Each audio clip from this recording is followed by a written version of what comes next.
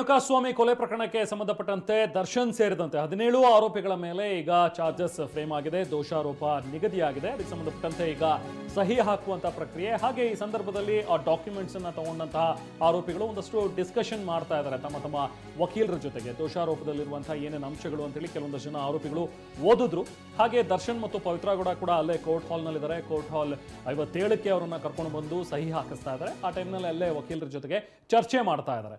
ಅಂದರೆ ಏನೇನು charges frame ಆಗಿದೆ, ಸೊ ಅದರಲ್ಲಿರುವಂಥ ಸೆಕ್ಷನ್ಸು, ಆ ಸೆಕ್ಷನ್ಸ್ಗಳ ಅಡಿಯಲ್ಲಿ ಏನು ಆರೋಪ ಇದೆ, ಜೊತೆಗೆ ಅದಕ್ಕೆ ಏನು ಸಾಬೀತಾದರೆ ಶಿಕ್ಷೆ ಎಷ್ಟು ಪ್ರಮಾಣದಲ್ಲಿ ಕೊಡಬಹುದು, ಇದೆಲ್ಲವೂ ಕೂಡ ಅಲ್ಲಿ ಚರ್ಚೆಗೆ ಬರ್ತಾ ಇದೆ. ಆಗ ವಕೀಲರು ಸಹಜವಾಗಿ ಅವರ ಪರ ಇರುವಂಥ ವಕೀಲರು ಅವರುಗಳಿಗೆ ಒಂದಷ್ಟು ಸಾಂತ್ವನವನ್ನು ಹೇಳುವಂಥ ಒಂದು ಕೆಲಸ ಮಾಡ್ತಾರೆ. ನೋಡಿ, ಈ ಪ್ರಕರಣಗಳಿದೆ, ಬಟ್ ಈ ಪ್ರಕರಣವನ್ನು ನಾವು ಕ್ವಾಶ್ ಮಾಡಿಸ್ಬೋದು, ಮುಂದೆ ಟ್ರಯಲ್ ನಡೆಯುವಂಥ ಸಂದರ್ಭದಲ್ಲಿ ಇದಕ್ಕೆ ಎವಿಡೆನ್ಸ್ ಇಲ್ಲ ಪೊಲೀಸರ ಹತ್ರ, ಸೊ ಈ ಎಲ್ಲ ಸೆಕ್ಷನ್ಸು ಡ್ರಾಪ್ ಔಟ್ ಆಗುತ್ತೆ ನಿಮಗೆ ಅನ್ನುವಂಥದ್ರ ಬಗ್ಗೆ ಒಂದಷ್ಟು ಅವರಿಗೆ ಧೈರ್ಯ ಹೇಳುವಂಥ ಒಂದು ಕೆಲಸ ಕೂಡ ಬಹುಶಃ ಅಲ್ಲಿ ಆಗ್ತಿರ್ಬೋದು. ಈ ಥರದ ಒಂದಷ್ಟು ಚರ್ಚೆಗಳಂತೂ ಇಲ್ಲಿ ಆಗ್ತಾ ಇದೆ. ದರ್ಶನ್ ಮತ್ತು ಪವಿತ್ರ ಈಗ ಸದ್ಯಕ್ಕೆ ವಕೀಲರ ಜೊತೆಗೆ ಚರ್ಚೆ ಮಾಡ್ತಾ ಇದ್ದಾರೆ. ಇನ್ನು ಉಳಿದಂಥ ಆರೋಪಿಗಳಲ್ಲಿ ಕೆಲವೊಂದಿಷ್ಟು ಜನ ಅದನ್ನು ಇಸ್ಕೊಂಡು ಈಗ ಏನು ದೋಷಾರೋಪ ನಿಗದಿಯಾಗಿದೆಯಲ್ಲ, ಆ ಡಾಕ್ಯುಮೆಂಟ್ ಸಹಜವಾಗಿ ಆರೋಪಿಗಳಿಗೆ ಅವರ ಪರ ವಕೀಲರಿಗೆ ಕೊಡ್ತಾರೆ.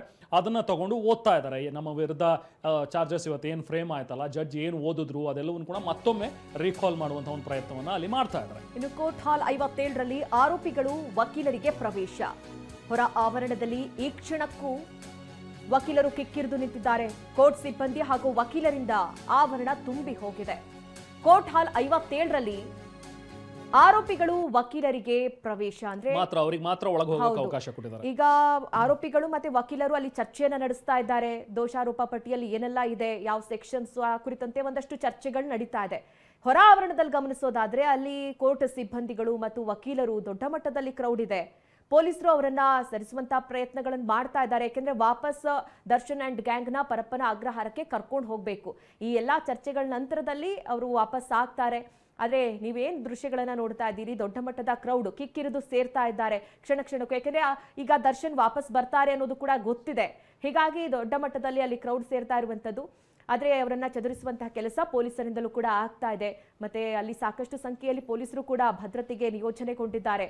ಯಾಕಂದ್ರೆ ಈ ರೀತಿಯ ಕ್ರೌಡ್ ಸೇರ್ಬಹುದು ಅಂತ ಹೇಳಿ ಪೊಲೀಸರಿಗೂ ಕೂಡ ಗೊತ್ತಿದ್ದಂತಹ ವಿಚಾರ. ಹಾಗಾಗಿ ಈ ಹಿಂದೆಯೂ ಕೂಡ ಕೋರ್ಟ್ಗೆ ದರ್ಶನನ್ನ ಕರೆತರ್ತಾ ಇರಲಿಲ್ಲ. ವಿಡಿಯೋ ಕಾಲ್ ಮೂಲಕವಾಗಿ ಈ ರೀತಿ ವಾದ ಪ್ರತಿವಾದವನ್ನ ನಡೆಸಲಾಗ್ತಾ ಇತ್ತು. ಬಟ್ ಈ ಬಾರಿ ಬರಲೇಬೇಕಾಗಿತ್ತು ಆರೋಪಿಗಳು. 17 ಆರೋಪಿಗಳು ಕೂಡ ಕೋರ್ಟ್ ಮುಂದೆ ಹಾಜರಾಗಲೇಬೇಕಾಗಿತ್ತು. ಹೀಗಾಗಿ ಇವತ್ತು ಎಲ್ಲಾ ಆರೋಪಿಗಳನ್ನ ಕೂಡ ಕೋರ್ಟ್ಗೆ ಕರೆತರಲಾಗಿತ್ತು. ಆದ್ರೆ ಈಗ ಎಲ್ಲಾ ಪ್ರೋಸೆಸ್ಗಳು ಕೂಡ ಮುಗ್ದಿದೆ, ಸಹಿ ಕೂಡ ಹಾಕಿಸ್ಕೊಂಡಾಗಿದೆ. ಕೊನೆಯದಾಗಿ ಈಗ ವಕೀಲರ ಜೊತೆ ಒಂದಷ್ಟು ಚರ್ಚೆಗಳಾಗ್ತಾ ಇದೆ. ಮುಂದಿನ ತೀರ್ಮಾನಗಳು ಯಾವ ರೀತಿ ಇರಬೇಕಂದ್ರೆ ಮುಂದೆ ಏನೆಲ್ಲ ಆಗತ್ತೆ. ಈಗ ಒಂದಷ್ಟು ಕಾರಣ ಅಂದ್ರೆ ಜೈಲಲ್ಲಿರುವಂತಹ ಸಂದರ್ಭದಲ್ಲಿ ತಮಗೆ ಬೇಕಾದಂತಹ ಫೆಸಿಲಿಟಿಗಳು ಸಿಗ್ತಾ ಇಲ್ಲ ಅನ್ನುವಂತಹ ಕುರಿತಂತೆ ಮಾನವ ಹಕ್ಕುಗಳ ಪ್ರಾಧಿಕಾರಕ್ಕೂ ಕೂಡ ಅರ್ಜಿ ಸಲ್ಲಿಸೋದಾಗಿ ದರ್ಶನ್ ಪರ ವಕೀಲರು ಹೇಳ್ತಾ ಇದ್ರು. ಆ ಕುರಿತಂತೆ ಏನ್ ಮಾಡಬೇಕು, ಮುಂದಿನ ನಿರ್ಧಾರಗಳು ಯಾವ ರೀತಿ ಇರಬೇಕು, ಆ ವಿಚಾರದ ಕುರಿತಂತೆ ಆಗಿರಬಹುದು. ಮತ್ತೆ ಇವತ್ತು ಏನು ಕೋರ್ಟ್ ಓದಂತಹ ದೋಷಾರೋಪ ಪಟ್ಟಿ, ಆ ಕುರಿತಂತೆ ಏನೆಲ್ಲ ಸೆಕ್ಷನ್ಸ್ಗಳಿದೆ, ಯಾವ ರೀತಿ ಅದನ್ನ ನಿಭಾಯಿಸಬೇಕು, ಎಲ್ಲಾ ವಿಚಾರಕ್ಕೆ ಕುರಿತಂತೆಯೂ ಕೂಡ ವಕೀಲರ ಜೊತೆ ಚರ್ಚೆ ಆಗ್ತಾ ಇರುವಂತದ್ದು. ಇನ್ನೇನು ಕೆಲವೇ ಕ್ಷಣಗಳಲ್ಲಿ ದರ್ಶನ್ ಅಂಡ್ ಗ್ಯಾಂಗ್ ಅಂದ್ರೆ ಪರಪ್ಪನ ಅಗ್ರಹಾರದಲ್ಲಿ ಇದ್ದಂತಹ ಆರೋಪಿಗಳೆಲ್ಲರನ್ನ ಕೂಡ ಮತ್ತೆ ವಾಪಸ್ ಕರೆಸಲಾಗುತ್ತೆ.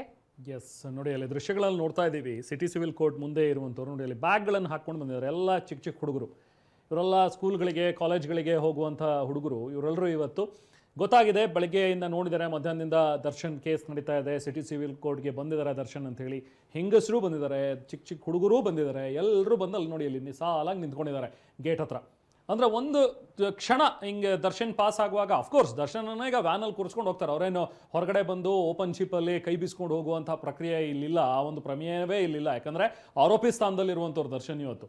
ಸೊ ಹಾಗಾಗಿ ಸಹಜವಾಗಿ ಆ CRPF ವಾಹನದಲ್ಲಿ ಒಳಗಡೆ ಕೂರಿಸ್ಕೊಂಡು ಅಲ್ಲಿಂದನೇ ಕರ್ಕೊಂಡು ಹೋಗ್ತಾರೆ. ಜೊತೆಗೆ ಮಾಸ್ಕ್ ಬೇರೆ ಹಾಕೊಂಡು ಕೂತಿದ್ದಾರೆ ದರ್ಶನ್. ಬಟ್ ಆ ಒಂದು ಝಲಕನ್ನು ನೋಡೋಣ ನಾವು, ದರ್ಶನ್ ಒಂದು ಝಲಕ್ ನೋಡ್ಕೊಂಡ್ರೆ ಸಾಕು ಅನ್ನೋ ರೀತಿಯಲ್ಲಿ ಇವತ್ತು ಅಲ್ಲಿ ಜನ ಅಲ್ಲಿ ಜಮಾವಣೆಗೊಂಡಿದ್ದಾರೆ. ಇದು ದರ್ಶನ್ಗಿರುವಂಥ ಒಂದು ಫ್ಯಾನ್ ಫಾಲೋಯಿಂಗ್.